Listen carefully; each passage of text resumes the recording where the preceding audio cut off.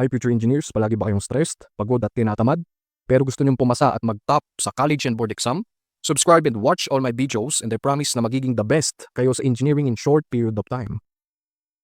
So, hi class, kung hirap kayo sa pressure topic sa thermodynamics, ito na yung pinaka-fastest way para ma-master niyo yung pressure. Okay, meron tayong concepts, formulas, and problem solvings. Okay, so it is under chapter 1, lesson 4 ng thermodynamics book ni Santa Maria. Okay, so pressure. Pressure from definition itself is the amount of force per unit area. Okay? So ito yung dalawang basic formulas niya or general formulas. Okay? So total pressure or absolute pressure is equivalent to the atmospheric plus or minus the gauge pressure. So explain natin later bakit pwede siyang positive, bakit pwedeng negative. Okay? So focus tayo dito. Pressure is represented by a symbol P. Okay? So ito yung first formula, di ba? So explain natin yung first formula. So P, okay, pressure, F for force, A for area. Okay? So pag nakita tayo ng formula, dapat alam natin paano nagbabago yung mga values nila isa-isa. Okay? So ito yon, may tinatawag tayong relationship of variables. Okay? So una, relationship ng pressure and force. Pag tumaas si force, ibig sabihin ang value na itong pressure tataas din. Pag bumaba yung amount or value ng force, bababa din sa pressure. So ba't ganun engineer? Kasi ang relationship ng pressure and force is directly proportional. Okay? So kung tataas yung isa, tataas yung isa. Kasi pare silang numerator, kaya directly proportional. Pagka relationship ng pressure and area, inversely proportional. Itong isa nasa numerator, itong isa nasa denominator. So pag ang amount ng area or value na is bumaba, tataas si pressure. Pag tumaas naman si area, bababa yung value ng pressure. Okay? So punta tayo sa units. Sa units, may dalawa tayong ginagamit, metric or SI system and English system. So per pressure, ang ginagamit palagi, Pascal, kilopascal, megapascal. Pag English, we have PSI, KSI. So explain natin itong mabuti. Pero dapat tandaan nyo na yung mga units. Okay? So i-breakdown natin. So akit tayo dito. Ang Pascal daw is equal to Newton per square meter. While kilopascal, kilonewton per square meter and megapascal, Newton per square millimeter. Okay, so engineer, bakit lumiit si area? Okay, ba't siya naging mm? Kasi ito meters. Kasi sa real world or real application ng concepts and theories, for example, sa bakal, sa mga construction, kasi ang adjustment, millimeter lang, sobrang liliit lang. Kung saan may lalagay si bolt, ganyan, malilit lang. Kasi yung metro, sobrang laki na niyan, di ba? Eh sabi nga natin kanina, pag lumiit si area, tataas si pressure. So lumiit si area dito, mataas ang kanyang pressure. So saan ba galing yan? Di ba? Equal siya dito. So pag nakita ka ng Newton per square meter, Pascal yon. So saan ba galing to? Galing yan sa first formula na P equals to F over A. Di ba ang unit ng force, pwede siyang Newton, kilonewton. Ang area mo, square meter or square millimeter. Okay? Pagdating naman sa English or PSI, KSI, ibig sabihin ng PSI, pounds or pound of force per square inches. Pag KSI, kilopounds per square inches. Or kips. Ang kips, ibig sabihin nga kilo pound force. So saan ba galing ito si pound force? Ito, doon ulit siya galing sa first formula. Okay? Ibang unit ng force for English is pound of force or kilopound force. Ang area mo square inches. Okay? So ito ang tatandaan, lagi nyo i-memorize sa topic na pressure. So palagi ito. So 1 kilonewton is 1,000 newtons kasi kilo. Kilo is 1,000.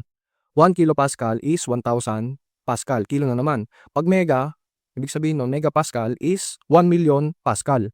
So, keep in mind that itong Newton is force, Pascal pressure. Ano ba yung 10 raised to 6? Okay? 10 raised to 6, pag nakakita ka ng 10 raised to 6, ibig sabihin magkakaroon ka ng 6 na 0. 1, 2, 3, 1, 2, 3. So, 1 million. Diba? Next, meters per length, 1,000 mm. KSI, ganun ulit. So, ito, basta take note nyo, memorize nyo lang. Okay? Yan. So, lahat yan, fundamentals. Okay? So, meron tayong 3 types of pressure. We have absolute pressure, P sub T, atmospheric pressure, P sub A, and gauge pressure, P sub G. Ano ba si absolute pressure? Absolute pressure, ito daw yung measured from total vacuum or absolute zero. Absolute zero, ibig sabihin, zero yung pressure doon. Okay, so ang absolute pressure, minimeasure siya from zero. Okay, ito yung second formula natin kanina. So absolute pressure or total pressure equals atmospheric pressure or P sub A plus or minus gauge pressure or P sub G. Okay, so mamaya explain natin bakit pwede siyang positive, bakit pwedeng negative. Pag atmospheric pressure, tandaan nyo lang, ito yung pressure around us. So kung ito yung Earth, ito yung pressure. Parang siya yung pumipisa. So ang value na reference, ito 101.325 Pascal or 14.7 PSI for English. Ito metric. Or measured from or using barometer. So every time na makakita kayo ng word na barometer sa problem, gagawin nyo, i-reference nyo na siya na atmospheric. Kasi ang barometer, ang minimeasure niya, atmospheric pressure. Okay? So take note, pag sinabing barometer, atmospheric yung sinusukat. Pag gauge pressure, ito naman yung na-measured na pressure kapag yung system mo is open sa atmosphere. For example, ito yung cylinder mo. May fluid ka dito, tas itong top is open or walang takip. So, dito mag-a-act yung pressure. So, pagka mineasure natin yung pressure nitong fluid, ang mini-measure mo yun is gauge. So, dito, open din to. So, pag mineasure mo dito, okay, ang lalabas na measurement mo, gauge pressure. Okay? Sa gauge pressure, pwede nating masabi na plus or minus. Kailan? Pag may sinabing gauge pressure sa problem, automatic positive. So, magiging positive to. Pag sinabing vacuum, magiging negative. So, negative siya dito. So, saan ba galing yan, engineer? Dito siya galing, okay? So, ito nakakainis tong diagram na to pag hindi na-explain eh. So, per scenario, ang measured pressure mo, ito or total pressure is mas mataas daw sa atmospheric pressure, okay? So, ito, di ba yung PT mo mas mataas daw dito sa P sub A or atmospheric. So, ito yung absolute zero natin, tong line na to, ito atmospheric pressure or yung reference pressure. So, ibig sabihin, ang value nito mas mataas dito, okay? So, PT, yung length nito, tingnan nyo guys, yung length ng total pressure, equivalent lang dito sa length nito, okay? So, paano siya mag-equal? E di pagsamahan mo yung sukat nito at ito. So, makukuha mo ngayon, ito. Yung sukat nito, pinagsamang dalawa. Ito siya. So, second scenario, yung PT mo is less than dito sa atmospheric pressure, itong line na to. So, ito siya. Okay?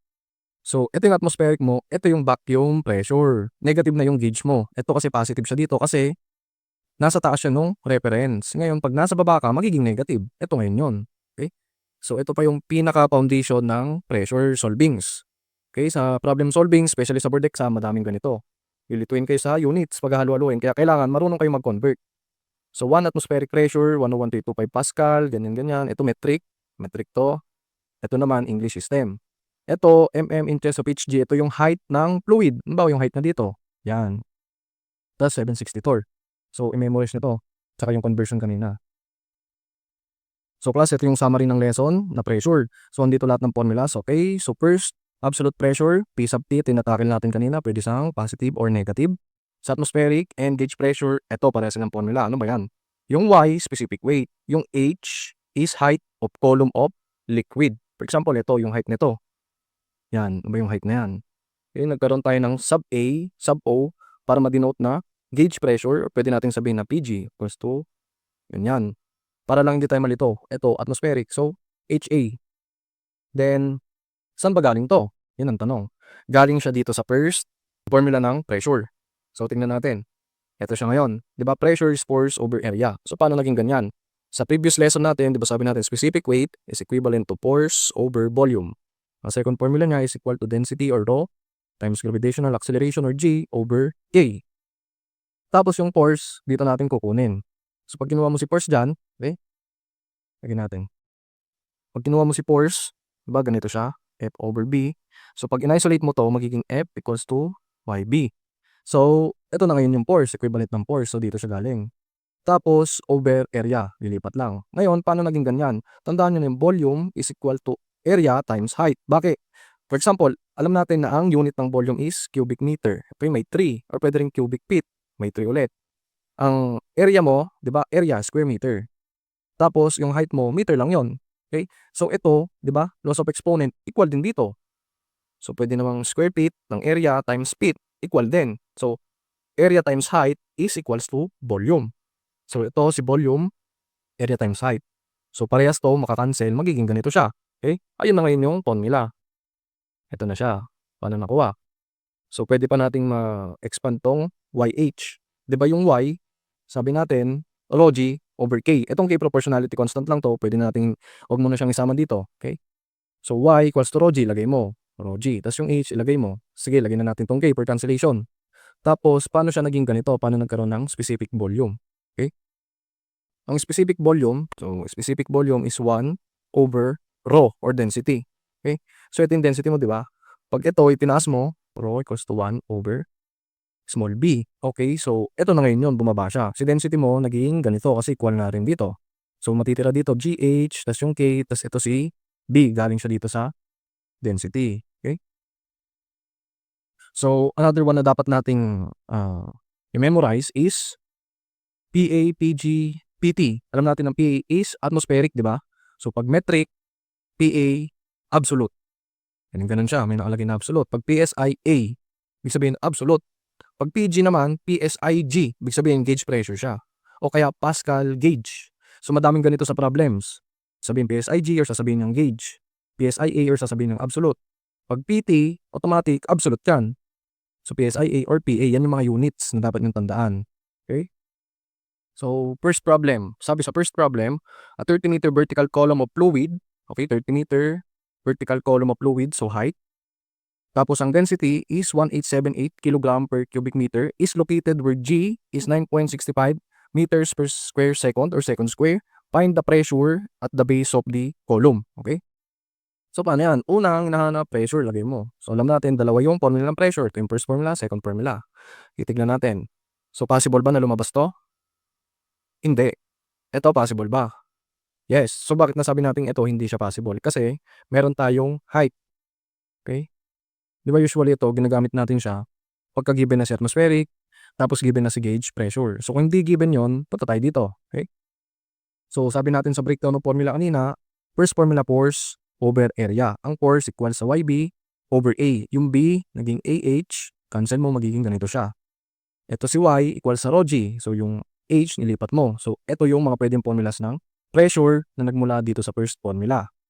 So, tingnan natin. Ang given is rho GH. So, pwede pala dito. So, ito yung gagamitin natin. So, check natin. May density ba? Meron. Ito siya. May G? Meron. May H? Meron. So, lalagay natin. So, rho GH. So, rekta na yan. So, paano ngayon siya magiging Pascal? Diba? Ang units nito is Pascal or Newton per square meter. Okay, so magkakancel tayo niyan. So, ito, kilogram plus meters per second is Newton. Tapos magkakancel ka ng isa dito, so magiging square meter. Diba? Kasi paano yan? Paano nakuha to? kg, sabi dito kg times meters per second square equals Newton. So paano yan? Diba ang Newton is a force. Okay, ito yung unit niya.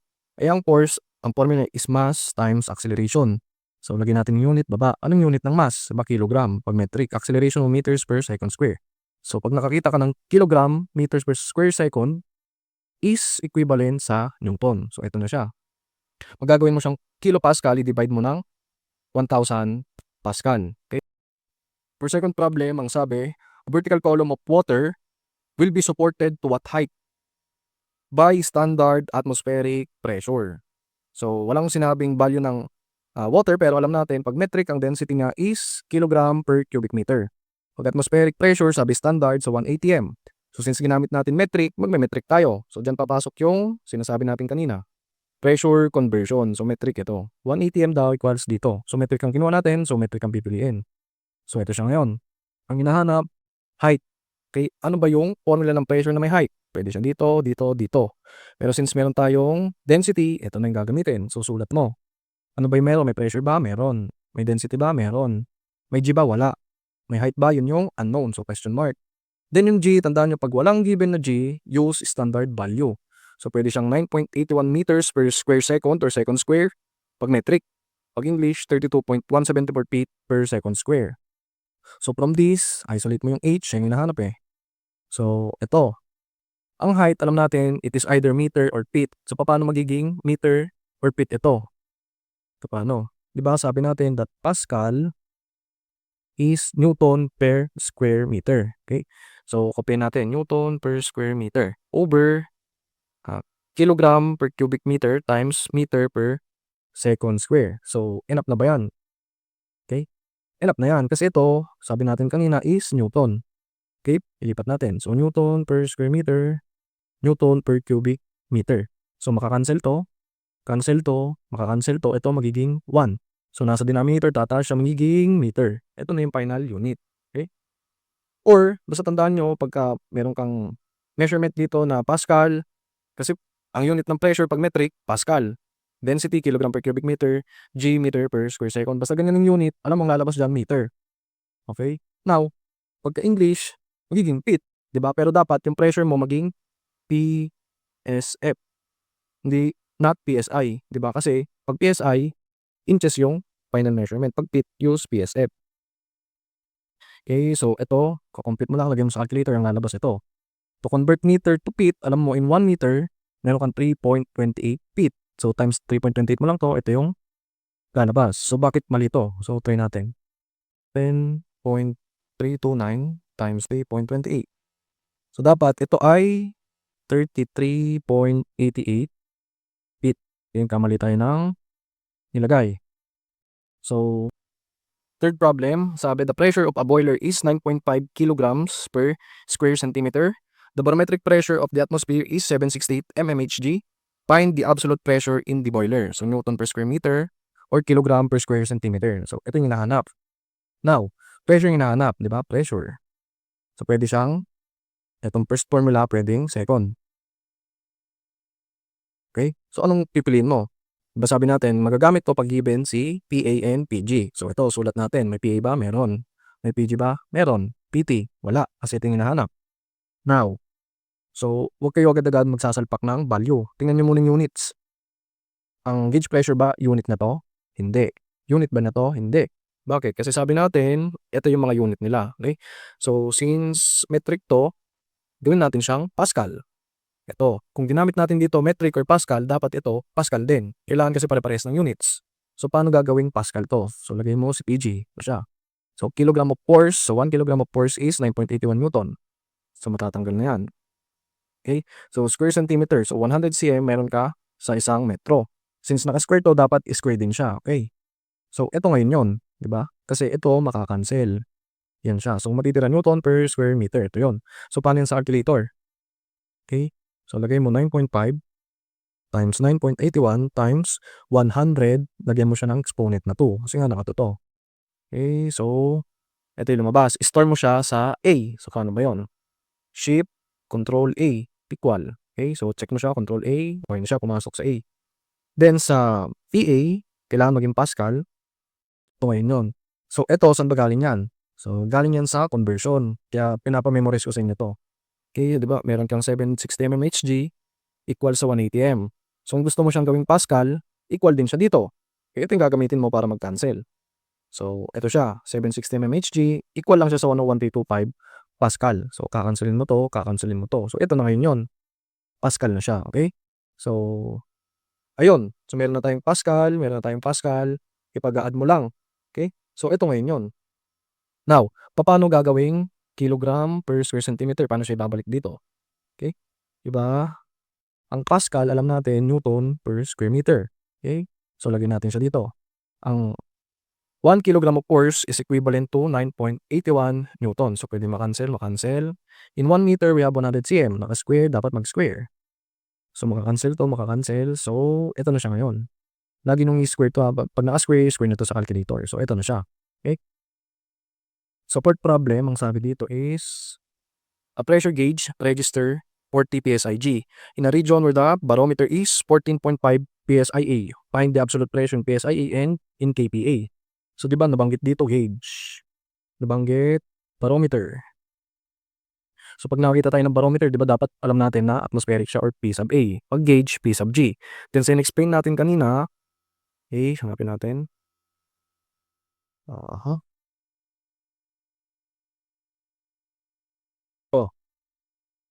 Pag PSIA, absolute, PSIG gauge. Sabi gauge. So, PSIG siya, okay? So, hinahanap, pressure. So, ito yung formula. So, may PA ka, may PG. So, direct mo lang.